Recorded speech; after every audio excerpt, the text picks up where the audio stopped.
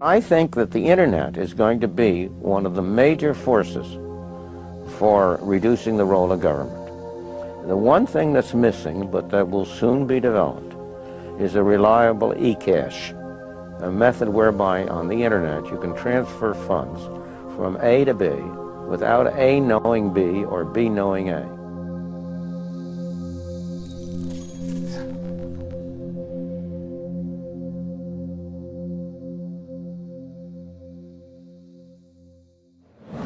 What is a Bitcoin? What is Bitcoin? What backs a Bitcoin? You put some of your money, real money, online, and it turns into Bitcoin. I don't even know why we call them coins, except that they call it coins in the name. I think Bitcoin has turned into a massive multiplayer online game where speculators are trying to out-speculate each other. Is it a means of exchange or an asset class? I see you taking my real dollars, and then you give me virtual money in return. Thanksgiving dinner, my grandmother asked me, what the heck is this Bitcoin stuff anyway, right? And I said to her, do you remember when Visa cards first came out? You were used to paying with cash or with a check, and then a Visa came out. It was this weird payment system that you didn't understand. And she said, yeah, I remember that. I said, well, Bitcoin is just the next evolution of another payment system. Bitcoin. By now, you've probably heard of it. The wild fluctuations in its price has gained the attention of the mainstream financial media. But Bitcoin is much more than just your average investment. Beneath all the hype and hysteria lies what could be the most important technology of our lifetimes. So what exactly is it? To fully appreciate the characteristics that make Bitcoin a potentially world-changing technology, we first need to understand what money is. Currency started developing 6,000 to 9,000 years ago, some sort of medium of exchange, and people used something of value. Societies around the world, though, started to select gold and silver as their primary currency about 3,000 years ago, and then about 680 BC, they became money when they were minted into coins of equal weights. Governments started creating representative currencies where you deposit your gold and silver, or they have gold and silver in the treasury and they come out with notes that are basically a claim check on the gold. So they're supposed to be as good as gold because you can always convert them into gold. Throughout history, precious metals were chosen as money, not through government decree, but because of their unique features. Gold is rare, easily recognizable, portable, durable, and divisible. Above all, because gold is difficult to find and labor-intensive to mine, refine, and mint, it has always been perceived as a store of value.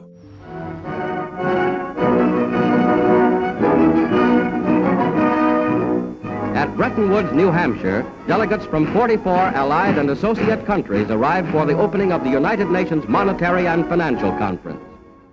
In modern history, as World War II was coming to an end, in 1944, the Allied nations met at the small town of Bretton Woods, New Hampshire. Here, they drafted a new financial system, which would stabilize the world's financial system once the war ended. With the United States poised to enter a golden age of prosperity, the US dollar was chosen to be the world's reserve currency. The Bretton Woods system was created after the Second World War at the Bretton Woods Conference in New Hampshire. And rather than using gold as the means of exchange between countries, as was the case under the old gold standard, the dollar was going to be used. The dollar was chosen because back then it was as good as gold. Under this new system, the countries of the world would tie their currencies at a fixed rate to the US dollar. And because most of the world's gold was held in US vaults, the US dollar would be backed by gold at a fixed price of $35 per ounce. This created a system where the currencies of the world were effectively backed by gold through the US dollar. I have directed Secretary Connally to suspend temporarily the convertibility of the dollar into gold or other reserve assets. The Bretton Woods system lasted for about 25 years, but in August of 1971, President Richard Nixon called for an emergency press conference where he announced foreign countries would no longer be able to convert their US dollar holdings into gold. This surprise move would come to be known as the Nixon shock.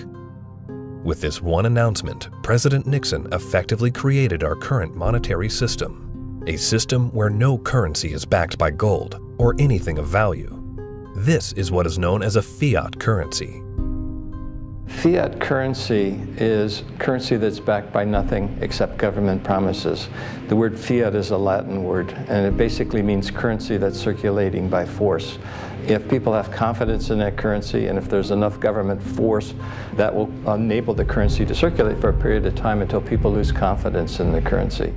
Money is a medium of exchange, and the way it has evolved is that it's always something of intrinsic value until the modern age, when the politicians say, well, we don't need anything of intrinsic value anymore. All we need is political decree. We can say this is money, this piece of paper is money. Now money has a new characteristic. But underneath it all, there's this same concept in place that nobody ever seems to challenge, and that is that governments have a right to declare something of no value to be money, and you must accept it. That's really the problem, and it's still the problem today. Without anything tangible backing the currencies we use today, governments around the world have been able to issue unlimited amounts of new currency without restraint. And with the advent of the digital age, currencies around the world are now digits in a global banking database. So what is Bitcoin? Well, simply put, it's a digital currency, much like the electronic currency we use today. But it's also the payment network which facilitates the transfer of this new digital currency from one person to another. Bitcoin's a new internet protocol that enables the transmission of value over a communications channel. You can think of it like being able to send a gold coin as easily as you send an email. You can send any amount of money to anyone in the world, anytime, can't be seized, can't be confiscated, can't be frozen. Very useful technology. So Bitcoin is a digital currency and it is a payment system. So it's a payment system in the same way that bank networks are, or PayPal. Those are all payment systems. But it's also a currency. So PayPal and banks use the dollar as their currency. The Bitcoin payment system uses Bitcoins as its currency. So they both have the same name. What is your opinion of disruptive digital currencies such as Bitcoin? If you're looking for the idea that a currency doesn't really have to be something physical, it can be something that's virtual, that's the system we already have. You know, and if you want it to be, I want a way to make payments electronically, that's, you know, credit cards. I mean, so exactly what it is that this thing is supposed to be doing that we don't already mostly do. Bitcoin is different from other fiat currencies in a couple ways, but not the way people think. So most people think it's different because it is a digital currency, but fiat currencies are also digital, right? So the dollar is a digital currency, the euro is a digital currency. They're all just ones and zeros in the banks of the world. So it's not that Bitcoin is digital that makes it unique. It's unique in that it cannot be created out of thin air. So dollars, euros, yen, these can all be created out of thin air by people who have permission to do so, which is generally a central bank. Bitcoin has no ability to create it out of thin air. So it is a scarce digital asset. Unlike the banking system we currently use, where bureaucrats meet behind closed doors and determine and regulate the supply of new currency, mathematics and cryptography are used to regulate the creation of new bitcoins. The Bitcoin network is decentralized, meaning that instead of transactions and account balances being stored on a central computer or database, Bitcoin's ledger of accounts, more commonly known as the blockchain, is distributed across tens of thousands of computers around the world. There's something called Napster. We all remember Napster. We could download music and movies from Napster, but after a while it got so big and popular, the government came in, shut it down because of copyright infringements. No more Napster, right? So then somebody created something called the BitTorrent network. What's this? This is a software people run on their computers that allows people to file share. So if you run the software, you can go to things like Pirate Bay or Views or BT Junkie, and you can download any music or any movies you want, and they can't stop it because it's not a centralized location. Well, Bitcoin is the currency that runs on the BitTorrent network. Why was gold and silver considered money for the last 4,000 years is because It took work and effort to make that nice, beautiful coin. They had to dig it out of the ground and refine it, and the crucibles and the furnaces, and stamp it into a nice, beautiful coin. And that took work. So you didn't have to trust anybody that they were going to work for you. The work was already done. Well, Bitcoin, proof of work, is the same thing, right? You have to hash away and solve all these math problems. You have to have the chips and the electricity and yada, yada, yada to create a Bitcoin. It costs today about $800 to make a Bitcoin. I believe that Bitcoin has multiple levels of intrinsic value. The properties like being unconfiscatable, properties like this censorship-resistant value transfer that no one can stop you from sending.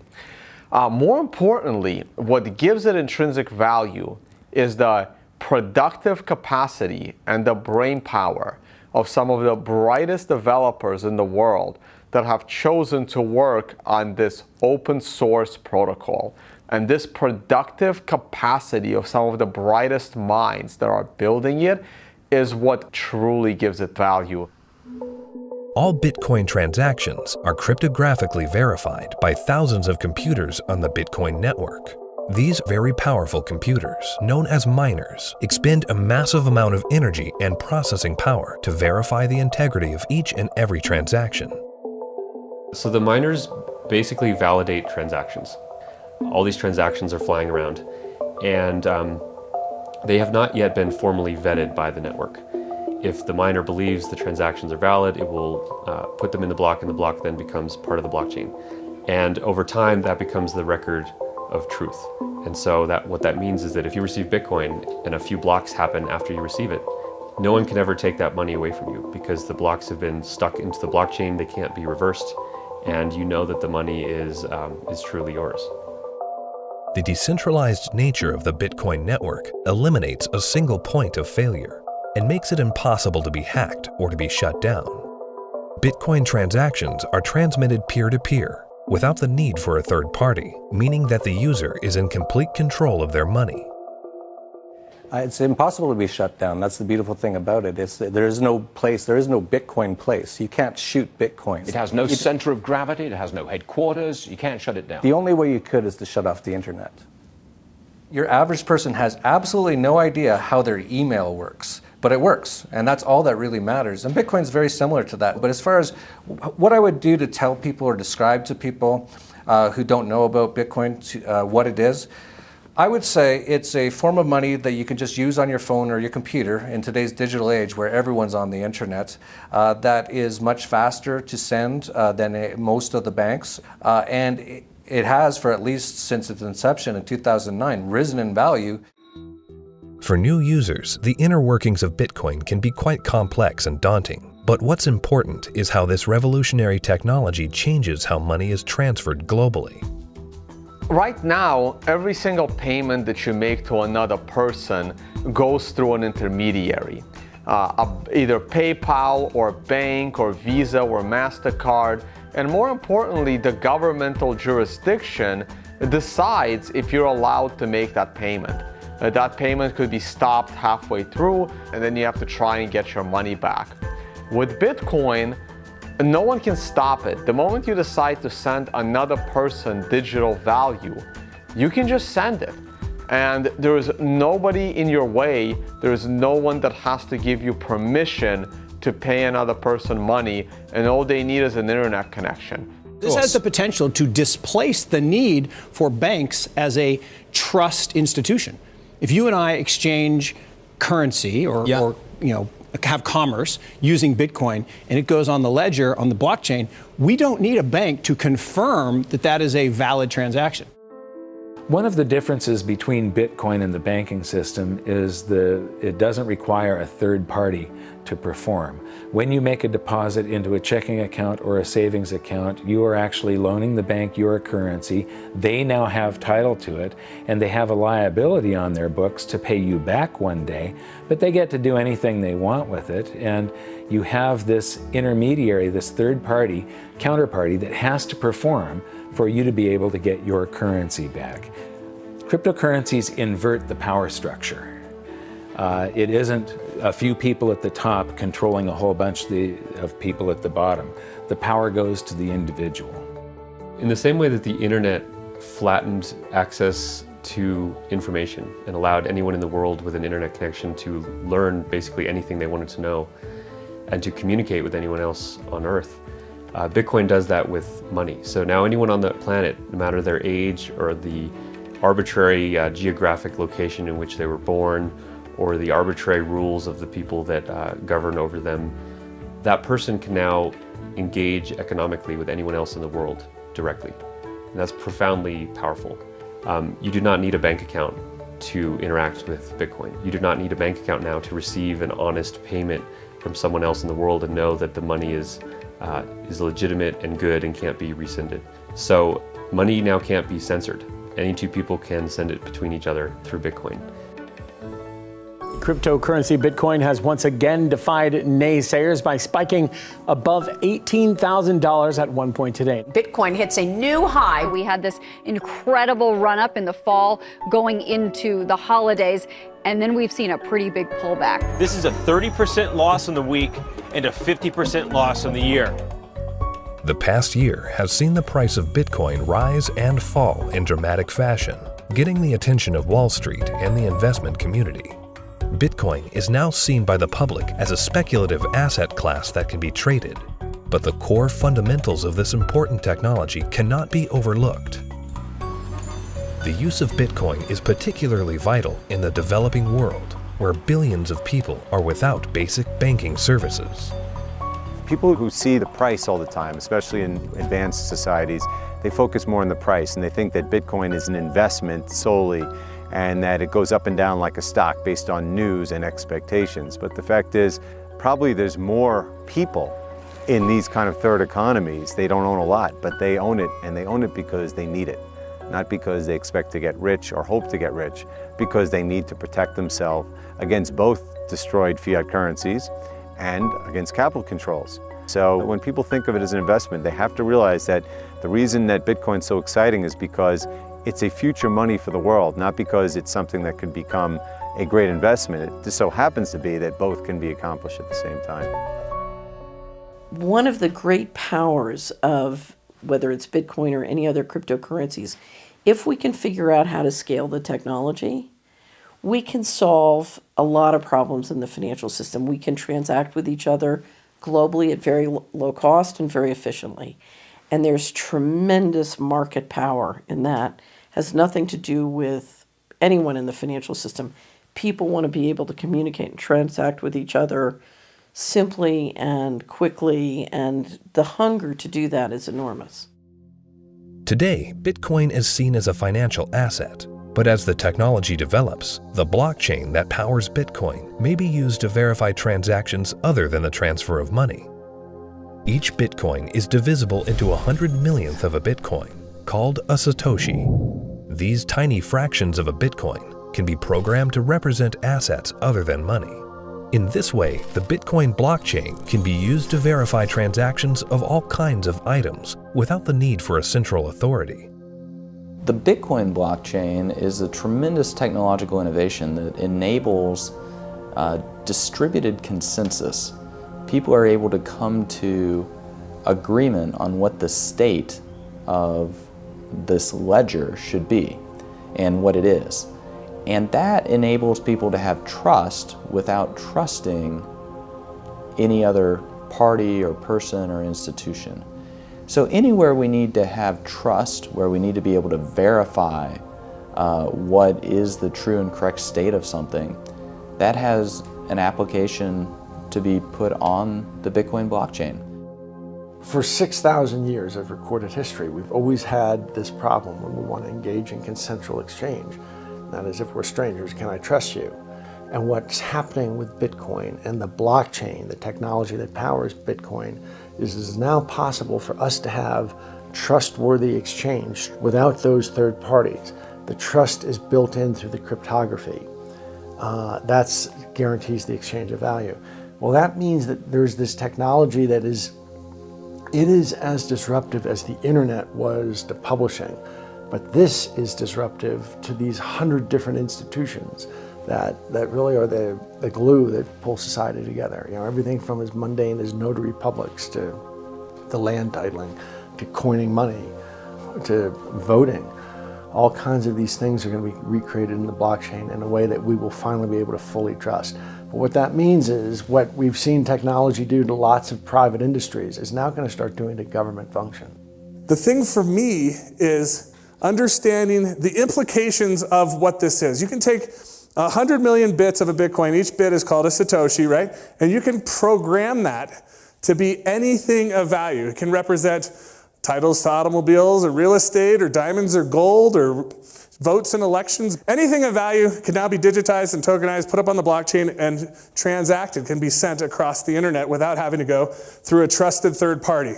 I think the blockchain and Bitcoin is going to change the world. I think it's going to change everything in terms of protecting people's identities, allowing people to own property. Bitcoin's for the 2 billion people that don't have bank accounts, the 5 billion people that can't prove they exist. They don't have title to real estate and stuff. That's what Bitcoin's going to change the most for those people, is because, you know, they're going to jump from the third world to the first world. It's really going to revolutionize Latin America, Africa, Southeast Asia, where people can finally now own real estate. We can have a transparent election that can't be hacked. Imagine. That's going to change the world in and of itself. Tempers are beginning to flare.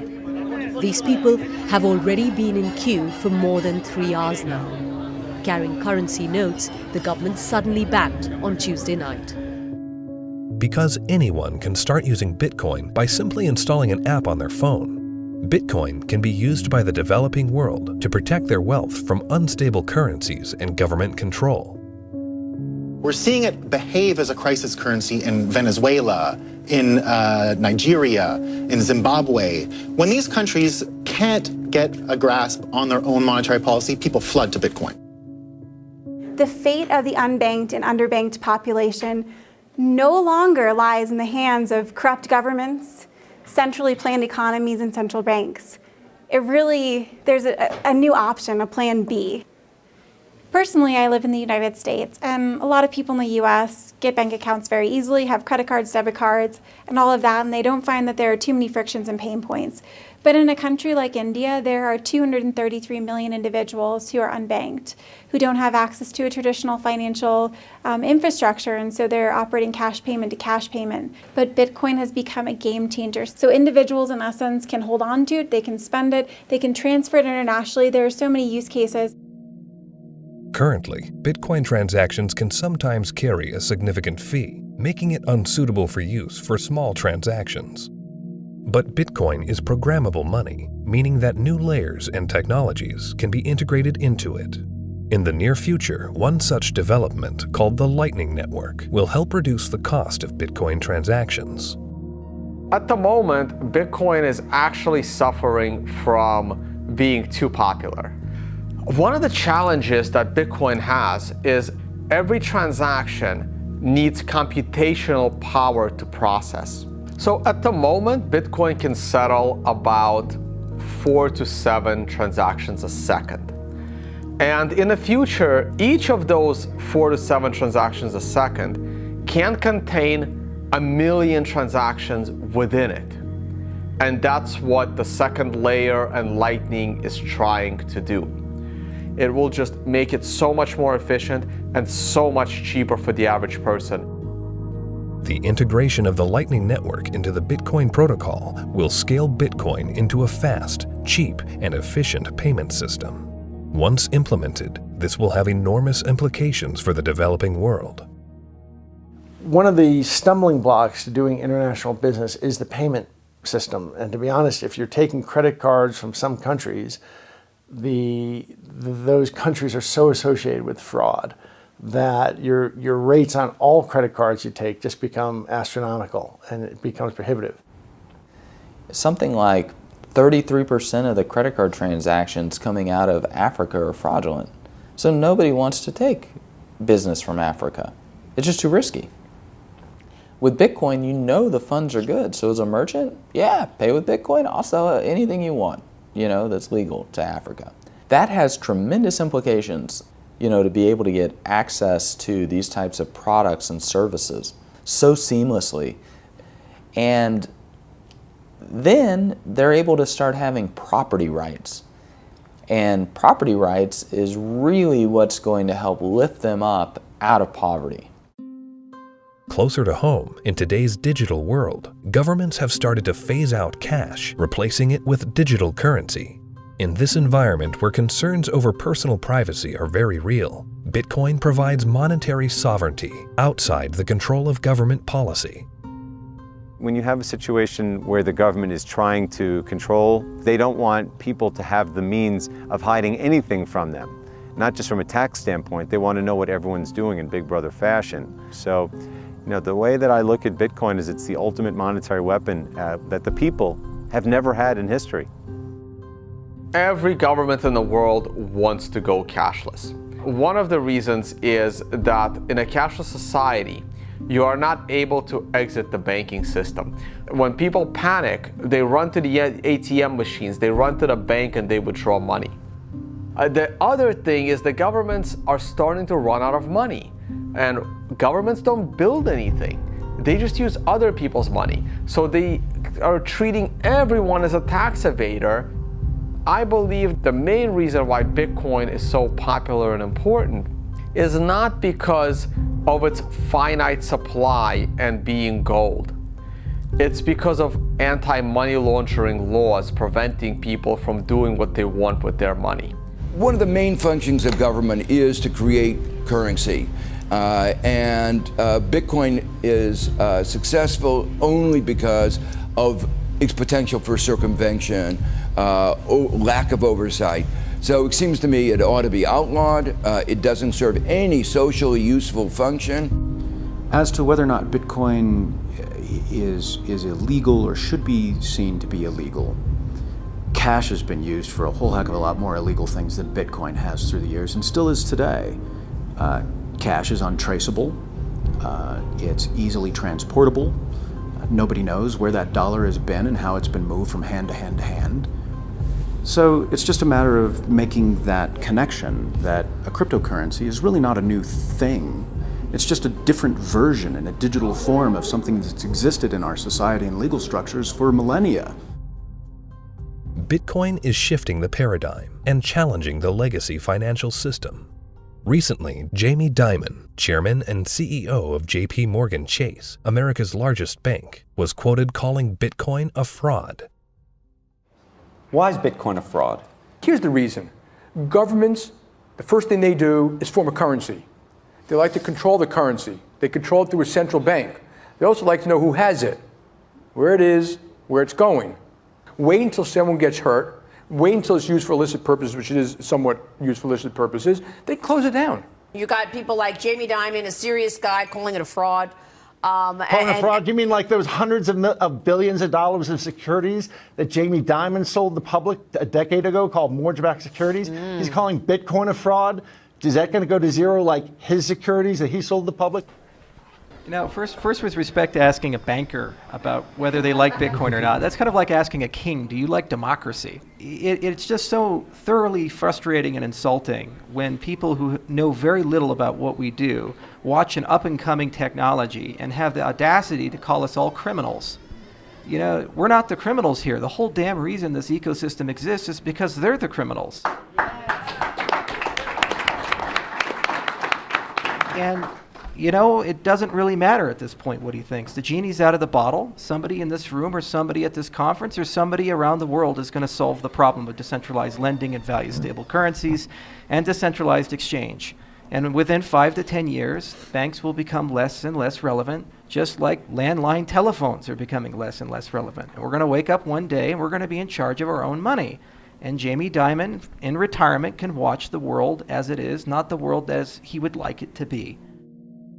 The Bitcoin blockchain is built on decentralized consensus outside the control of a central party.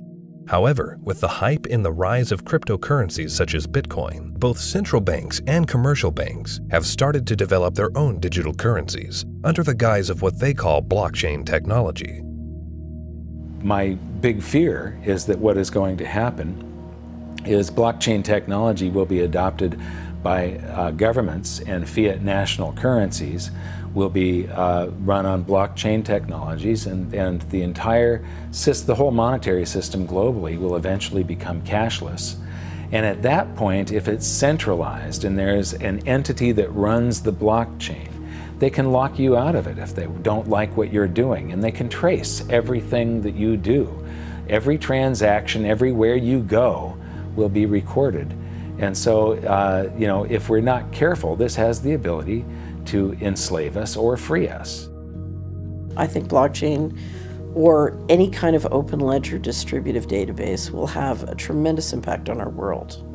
My fear is that, and this is used to centralize, digital technology gives a banker the ability to put a chip in you, to tax you whenever they want, to interface with a money system with you physically, and to perfect the collateral.